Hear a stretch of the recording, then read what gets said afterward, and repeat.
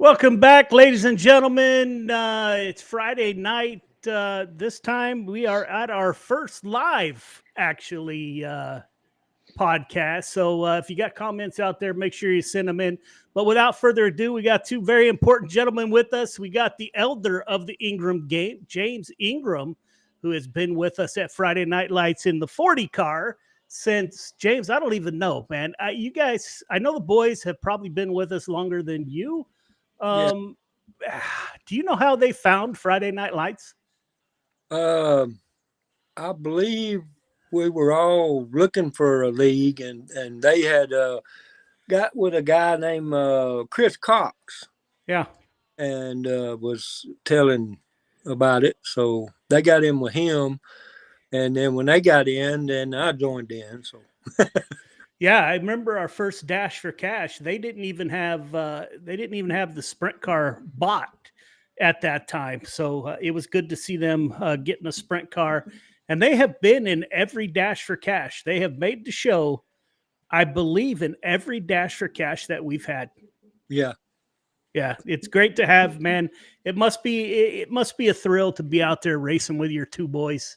Oh, it Uh, is. yeah, and we got Joey Gilkerson with us. He kind of showed up on the scene mid to late season. It kind of piqued my interest. Joey, welcome to the show. Man, I'm not sure how I found out. Joey is actually a little bit south of me, probably an hour and a half or 2 hours. And he was always cheering on the Ingram gang. So I somehow I found out that he was from California, and it generated a conversation. Uh, Joey, welcome to the show, man. Thank you. Yeah, so tell us about how does a guy from California end up cheering on three drivers from Georgia? Well, originally being from the East Coast, I grew up around the Ingrams, between James and his dad's brother. They've been basically family all my life, Okay. and I ended up out here on the West Coast somehow. Yeah, so that's what I was going to ask next, man. Usually people do the opposite of that. They head from I'm looking to get out of California. You came to us by way of Florida, yes? Yes, And you moved out to California and you lived down in where? I'm in Martinez. Okay. That's where we used to go out of sturgeon fishing in the bay out of Martinez. A lot of Back people when do go. yeah. Yeah, so that's kind of cool. So Joey was on the show. We'd only had a couple of California drivers on the show and cheered on the Ingram game. We got to talking, and now it looks like we're going to cross paths during the real race season this year. Maybe we'll have to see how that plays out. I know with the late models, our dwarf cars, we typically run with the sprint cars. And I think our schedule crisscrosses a couple times. I don't think we run together, but we'll have to work that out. And James, tell us about what do you do in real life? You guys have a tow truck and you're at the track. Is that accurate? Yes, sir. We run the record service at the track at Sugar Creek Raceway in Blue Ridge, and I've done that most ever since I've been up here in Blue Ridge. I moved up here in '94. My dad did it, when I helped him. But he's passed now, and but yeah, I've took it up. And when the track's been open, we've been the record crew. That's awesome, man. And you say up there, where did you come from? The Florida area then? No, we actually from Woodstock, Georgia. Okay, right on. And you got a real car. You got James in a car or Jesse in a car. My apologies. How Right. long's he been in that car? He started last year. And how's that going? He's not having too good luck. He keeps He keeps what? he keeps blowing the engine. Oh, really? Yeah. I was going to ask about that, man. So late models, right? We run dwarf cars. They're fairly cheap. 1,000 cc engine can get kind of expensive, but what does it cost, Joey? You may be able to help with this also, to get into a late model and go a decent one to go late model racing. And when you lose a motor, what the hell do you got to do then? You got to spend some bucks. You got to have some pockets. I mean, it depends. Yeah. It really depends on what kind of late model you're running. I mean, Yeah. like us out here, we're running the crate lates, so it's not too bad. You can have an open motor or a crate motor, so it's not too bad expensive. But you get into super, then you're dumping some money in the engine. Yeah, what I mean, 40, 30. How much for a motor? A good 40. God dang, man. Yeah. And what do you guys run? Well, we started the class. It's called a strictly stock. So our cars that DJ and Jesse runs on the track now is considered a strictly stock car, off the street tires, everything stock, nothing to do to the suspension or anything. Okay. Yeah, that saves a little bit of money, I Yeah. would imagine. Right on. And how often do you only race at one track? We'll be racing 2 this year. We're going to North Georgia and Sugar Creek. They're the 2 that's going to run the classes we have. Yeah, I found your site on the internet. I got to get you some money sent for a shirt. I got to get a shirt shipped out here. So someone was communicating with me, so I'll get that done here shortly to get that shirt out here. And Joey, you talked about the late model out here in California. So when you race, what are you in? What car is your preference, I suppose? Well, me, I'm not in the car now. Last one I was in was a mini sprint, but I am pit crew for 2 modifieds and 2 late models. When you say mini sprint, are you talking 600cc? 750. 750. Okay. And so what's the difference? You guys may not know, I was retired military, stationed in Missouri for 8 years. So spent quite a bit of time in the Midwest, and going to the track in Missouri, to me as a spectator, didn't see much different than going here in California, right? It's just a different scenery, but the people were the same. Joe, you've kind of experienced both East Coast and West Coast. What do you think? What do you see as a big difference, or is there one? Well, as far as people, we're pretty close to the same. As far as track prep, world of difference. In which way? Honestly, I've not seen very many tracks in California that has been really prepped the proper way. Okay. And if you go to the East Coast and you go out for hot laps and stuff, your cars don't come back destroyed, muddy, nasty looking. They come back still clean on a dirt track. Out Really? here, you're scraping mud out here. Yeah, I mean, the inside of I pulled the seat out of the dwarf car. It was absolutely, I tried to vacuum it out during the year, but man, there was mud freaking everywhere. I mean, just gobs of mud. And what do you think? Do you think that's because of the weather? Right? We have that hard clay at Placerville. Does it dry up so much that they have to water it down, or what do they do different?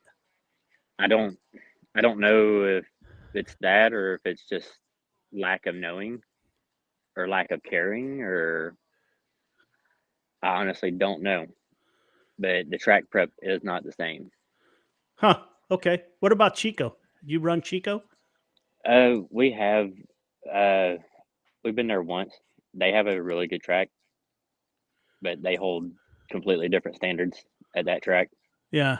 Yeah. But I got to tell you, it was muddy as could be too. When we went out there, of course it was winter time. So it may have been a little bit, soaked from the weather. But yeah, I was always curious of what the difference is. Our first podcast, we talked about if you're running in California, you're pretty much running sprint cars, right? That seems to be the car of choice on the West Coast. When you get in Georgia and the East Coast, you get late models, and then up north in the Northeast, it's mods. And I just find it, as small as the world has gotten with internet and that's a huge difference, man. And I can't put my finger on why that is. Why sprint cars and out here in California and Joey, you might be the only late model league out here. Is that accurate or no? I want to say that we are the only one, and we now have we're going into our second year, I believe, of this series. So it's working out. It's growing. We'll have new drivers this year. Yeah, that's awesome. Our first race is at Marysville on the 30th of this month. Yeah, we're gonna be at Placerville that day. So I was hoping that would line up, but I think we're both gonna get rained out anyway. Probably so. So yeah, I looked at the late model list and it was like tiny, right? And I have a great friend, Brandon Templeton, who's in Iowa, not far from where the dirt track bank is at. And their tracks are freaking packed with people, and it's like it used to be here, where it used to be when my dad raced in the late 50s and 60s. It was an event. I mean, it was the place to be, man. You had to be at the track. Notice that died down a little bit. It has, and it's almost it's like they've taken classes away, taking stuff away from the track. They're only running 2 or 3 classes a night instead of having a full show of cars for the people. Yeah, and they're doing that a lot everywhere. Cut down on the classes. Yeah. Yep. Yeah, well, when they raced back in the 50s and 60s, there's only one class, right? Yeah. Yeah. So, That's true. and then we got, I mean, it's so freaking cost prohibitive, right? Yeah. I've thought about crawling out of the dwarf car maybe and try something else.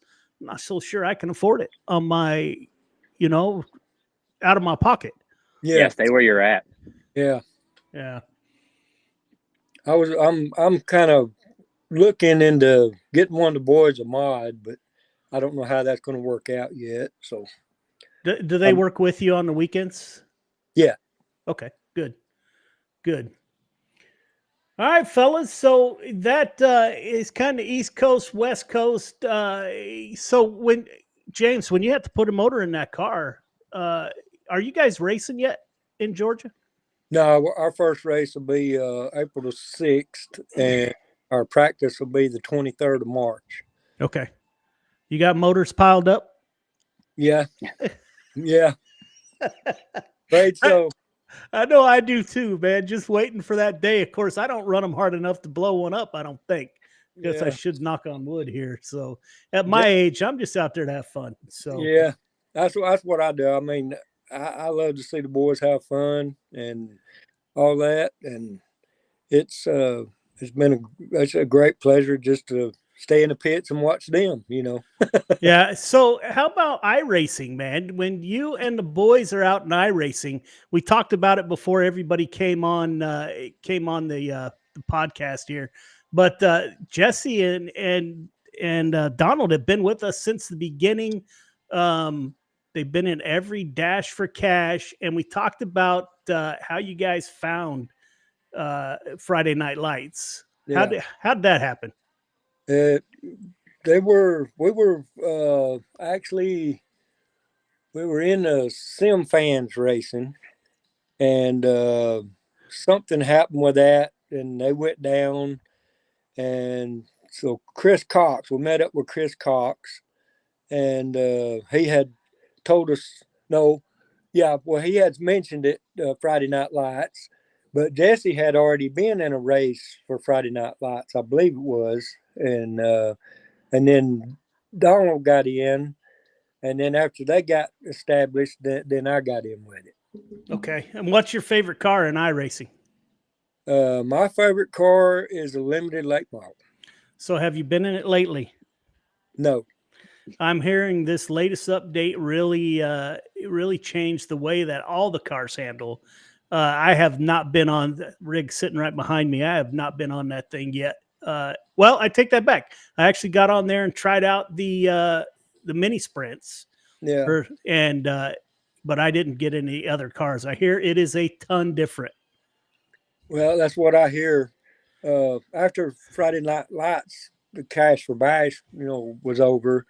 I got on some with and tried street stocks, and I won a few. And but then DJ and them told me, said, well, they did this new update and everything's totally different again now. So I haven't been back on. Yeah. You know, I think iRacing is going to fix it until you can't drive it. And then every 12 weeks, it's the same thing, right? After they put in an update. And Joey, your iRacing career just beginning, or are you just coming back? Well, I used to do it a long time ago, but I will be back when the next season starts. So yeah, we'll be back in October is the plan for now. We'll see how that plays out. We'll be back in October. You got all your gear lined up? I know you and I were talking about that a little bit. Well, if I can get Jesse to get to the post office and send me my wheel and pedals, I'll have it all.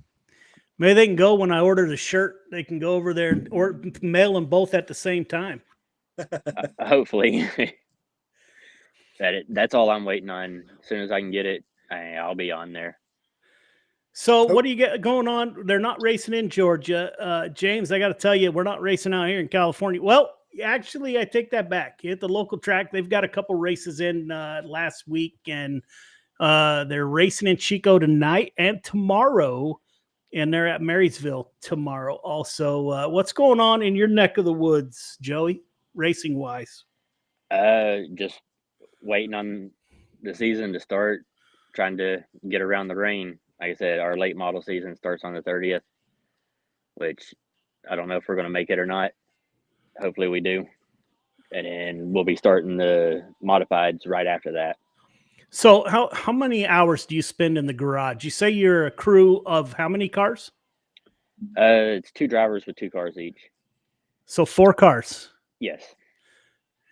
How often are you in the garage? As little as possible, because we try to get it all done and keep it straight and working while we're at the track. Okay. And normally because they actually one of them lives out by you with 2 of the cars, and the other 2 cars are in South San Francisco. Oh. So they're both a little ways away from me, but we try to make sure everything's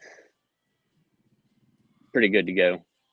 So how involved are you? So let's say you race on Saturday, right? Our routine is typically we race on Saturday. You're washing everything down on Sunday, completely taking the skins off if you have to, getting everything washed up, get it in the garage. And then I don't work on Mondays. So I'm doing setup starting on Monday to get ready for the following week. What does your schedule, and James, likewise, what does your schedule look like when you guys are, especially with 4 cars, when you guys are hitting the track? No time. Yeah. Our thing is I once you race that car, I like to go over everything with a fine tooth comb and make sure everything's tight, everything's kosher, and everything's clean to the point that it can make the next race. Yeah. Right. Yeah. And how much? So you're racing what class again? It's strictly stock.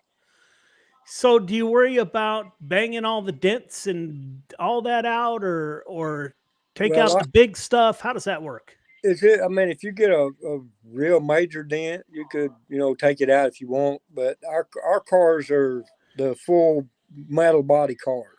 Okay. So if you get a dent, unless it's caved in, on your tire, then most of the time you leave it. Okay. Until it's doing something to the performance, right? Right. Yeah. Okay. And Joey, with 4 cars, my friend, what in the hell? Do these guys race at the same time on the same track? They do. It's father and son. So how do you prioritize who you crew for first? Well, hopefully they both don't need to be in at the same time. But sometimes that my son and I both have dwarf cars, and my son-in-law is our crew guy.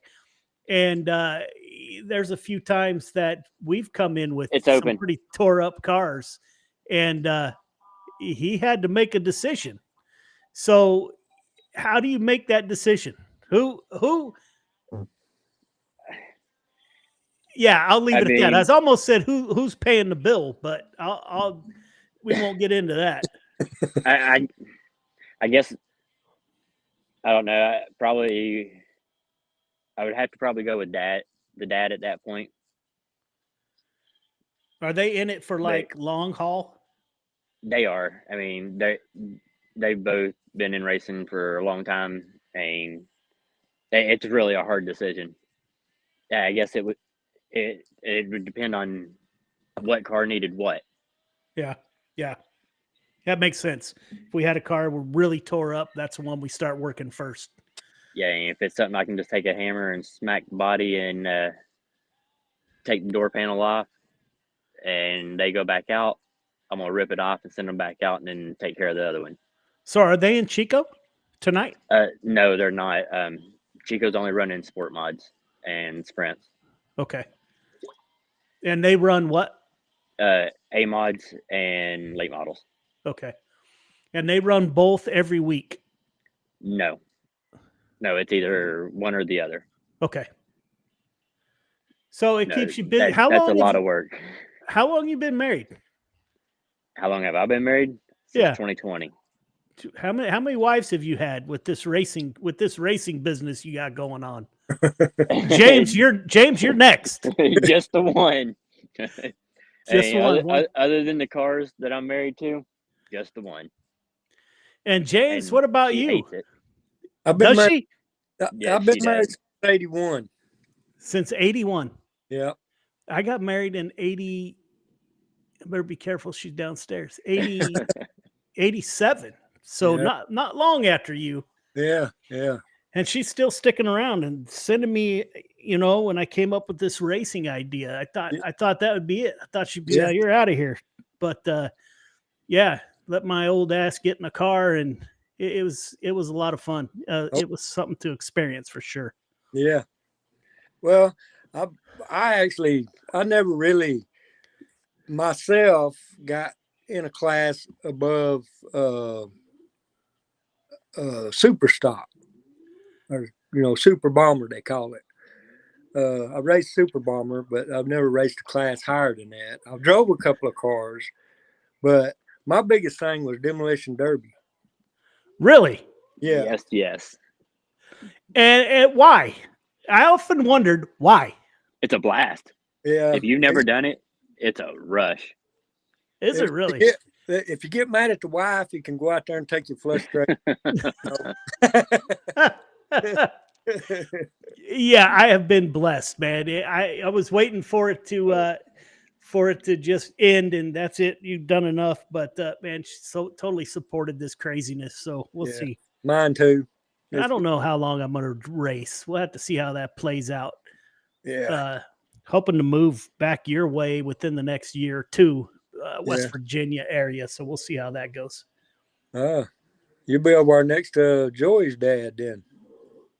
Yeah. He's in Ohio. Joey said, I think. Yeah. Yep. Yeah, and if you're out there listening, our chat is not connecting, so I'll have to work on that. Again, this is our first live podcast, so we'll have to work on getting chat up and running. So, fellas, a lot of stuff going on in the real racing world, and one of them kind of sticks out to me more than anything else, and that is the topic of tire doping. So, I think you guys probably know that was it the World of Outlaws late models? Yeah, 3 guys from Volusia. They pulled the tires, they tested tires, they came back positive, and there was a suspension and some fines. Yeah. So I was watching a podcast that Kenny Wallace was on. A guy kind of annoys me a little bit, but he can be pretty entertaining. What do you think about tire doping? What do you think about all this?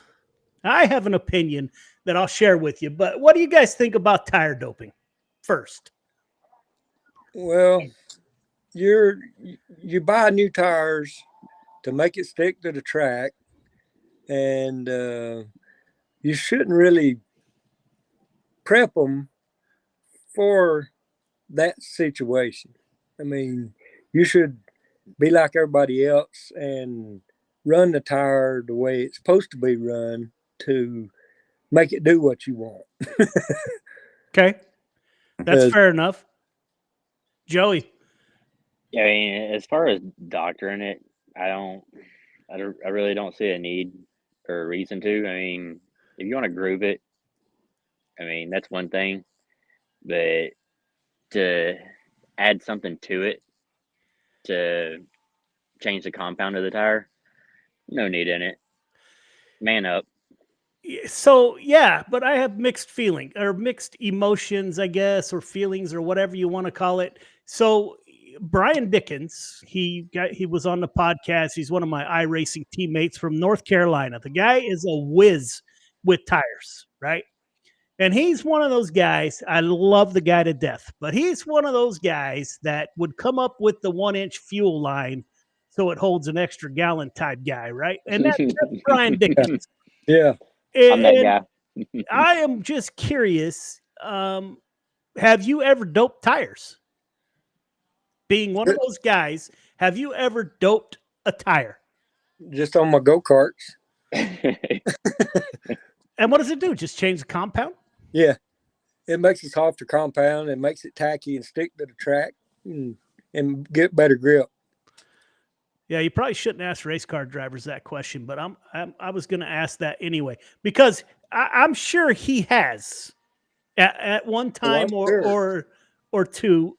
He came from asphalt side, but dirt is his passion now. They run a lot of dirt carts, and he was a Dirt Legends owner last year. So then I got to thinking after listening to Kenny Wallace, why do they dope tires? To go faster. Okay, well, that makes perfect sense to me. Yeah. So if you're not going to let them dope tires, being a military guy is kind of black and white, right? Why do you groove tires? What's the reason? To get grip. Yeah. To go faster, right? Yep. Why do you sipe tires? To go faster. To go faster. Why do you dope tires? Go faster. So why the hell don't you just say, make it easy on everybody, right? Because we use Simple Green when we grind our tires. Well, why is that legal? It's actually altering a tire so that I go faster. So why is that legal? And depends on who's checking them. Because that Simple Green will show up in a test. But they said Simple Green is legal in late models. If I heard that guy right. In some classes they are, some classes they're not. Most tracks now say no doping of any kind. So you're just grinding bare rubber. Yep. And that's a pain in the butt, I'm here to tell you. So maybe they would stop at that point, right? Yep. But I got curious. I was like, well, if you dope them to go faster, right? And you groove them to go faster and you sipe them to go faster, why don't you just stop it all and just say you can't touch a tire? You get it. I don't know. Are we getting to NASCAR where you go to their hauler and pick up your tires for the weekend and the guy who wins is going to be the guy who can put new tires on every freaking race? Yeah. So yeah, I don't know. It just kind of hit me listening to those guys talk about doping tires. Number one, I wouldn't know how to do it. Oh, and now swimming pools, right? Baby pools are banned from the track. Yeah. Because they're putting ice water in them or something to get a heat cycle in the tires. And I'm hearing this stuff and I'm thinking, there's got to be something better. The people that are coming up with this crap, they got to have, there's a job out there that they could make a mint. There's got to be. They're chemists. That's what I told Brian. Man, you're a damn chemist. You're telling me about, the hell was he talking about? Hydrogen or something? Hydrogen peroxide? I don't know. Something in the fuel. Like, what the hell is going on?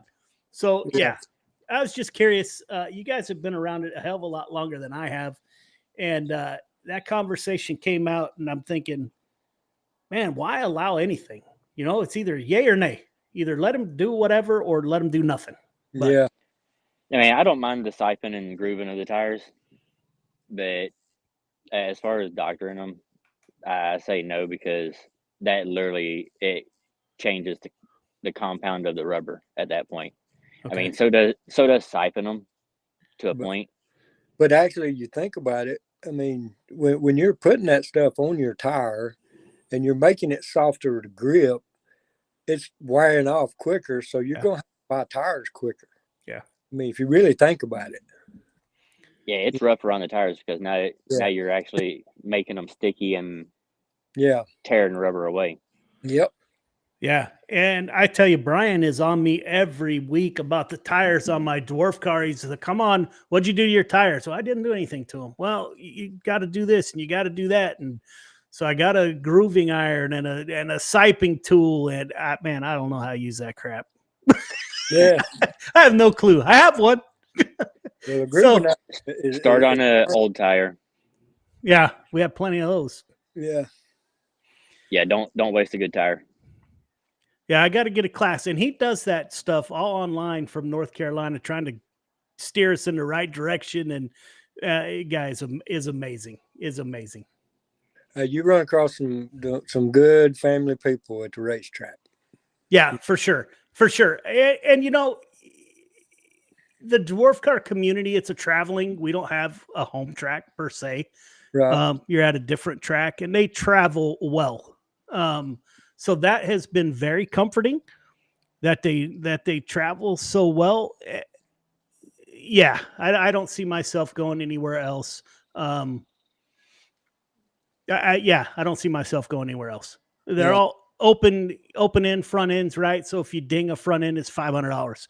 And it's like, if you're new, it's like, just write $1,000 check every week because you're going to hit something or something's going to go wrong. But I guess you can't do it. They say any cheaper than a dwarf car. Yeah. What they say. Yeah, and you're probably in one of the cheapest classes. Yeah, that's what they say. I looked at a lightning sprint. We were at some show last year and they run the same 1000cc motors that we run, same exact motors in the lightning sprints. Yeah. And man, I looked at that chain that goes right by the driver's cockpit. It's looked like it's 46 feet long of steel flying right by your leg. Yeah. But, I'd rather have a drive line. I think I'm Yeah. They're a blast though. How do they handle? Great. Stay on the throttle if you get the wing on it. Yeah, I kind of like to try that because dwarf cars, they don't handle well. First, I wouldn't know the difference, right? Because all I've been in is a dwarf car. But even those that have been in them a long time say they don't handle well at all. I mean, you got to drive those sons of bitches, man. They do not handle well. So, yeah, I kind of got the bug. We'll get in something one of these days, maybe. Yeah. All right, fellas. So I think that's about covers it. James, what's going on in real racing in your neck of the woods? Nothing. You guys are just on. Well, North Georgia is supposed to run tomorrow night, and we were going to go run, but DJ had the Air Force family to come in, or not family, but friends. So we're not going to get to go to it. So, but they're supposed to race tomorrow night. Yeah, you guys had you had Florida, you had the Gator Nationals. There was a lot of stuff going on down in Florida last month. Yeah.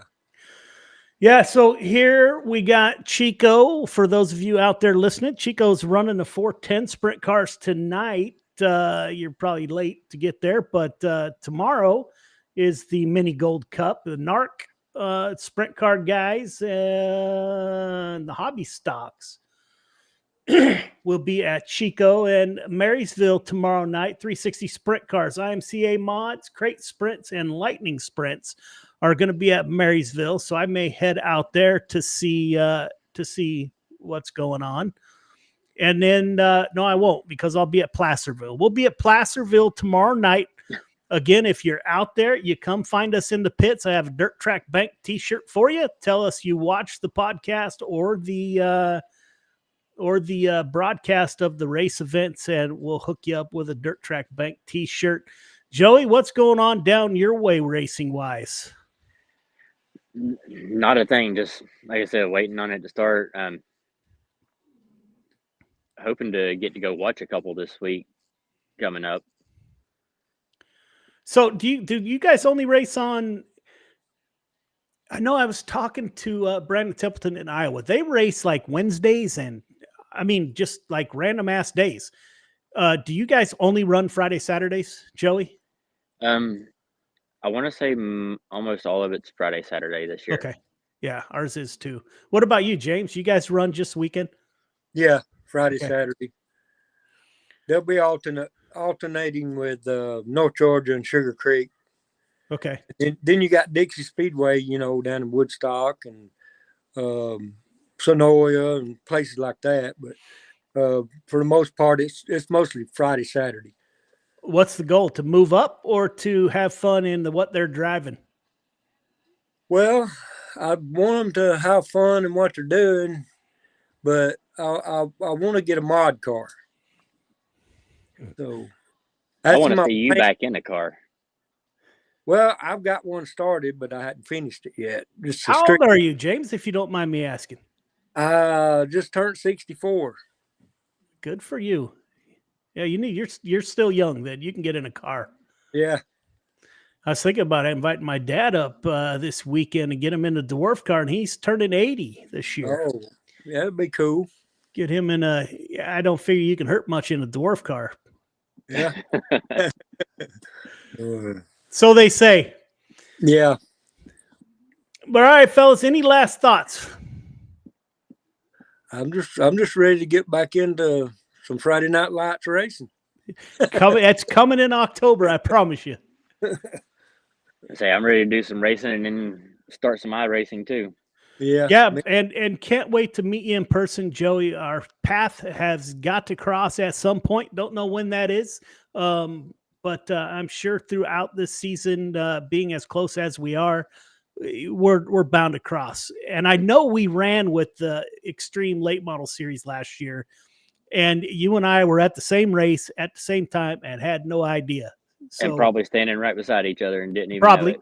Probably. Yeah. So can't wait to meet you at the track.